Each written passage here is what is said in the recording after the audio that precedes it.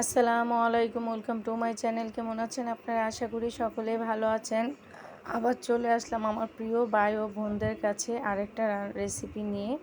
তো আমার আজকের রেসিপিটা হচ্ছে কাঁচা আমের আচার। যেহেতু এখন আমের সিজন, আমরা সকলেই আচার দিচ্ছি বা আচার খেতে পছন্দ করি আমরা সকলে কম বেশি। তো দেখেন, এই আচার আমগুলো কিন্তু আমার গ্রামের বাড়ি থেকে আনা হয়েছিল।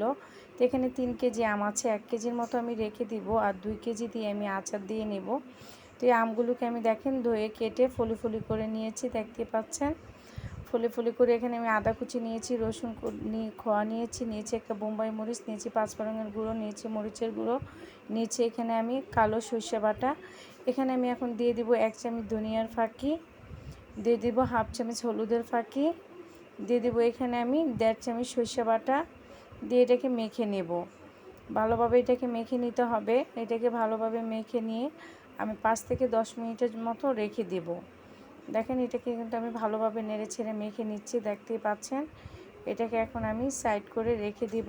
মাখা হয়ে গেলে সাইড করে রেখে কড়াইয়ে তেল দিয়ে দিলাম। এখানে আমি আদা কুচি আর রসুনের খোয়াগুলো দিয়ে দেব, দিয়ে হালকা করে একটু ভেজে নেব। আর এইগুলো দেওয়াতে কিন্তু এটার ফ্লেভারটা অনেক সুন্দর একটা ফ্লেভার আসে, আর আচারের টেস্টটা কিন্তু আরও দুগুণ বেড়ে যায়, আর খেতেও খুবই ভালো লাগে। আপনারা সকলেই তো জানেন যে রসুনে কতটা শরীরের জন্য উপকারিতা, আর খুবই ভালো লাগে ঘ্রাণটা, আমার কাছে তো খুবই ভালো লাগে। তো আপনারা যাদের পছন্দ না তারা দিবেন না। তারপর এটাকে ভালোভাবে মিক্সড করে নিতে হবে তেলের সাথে।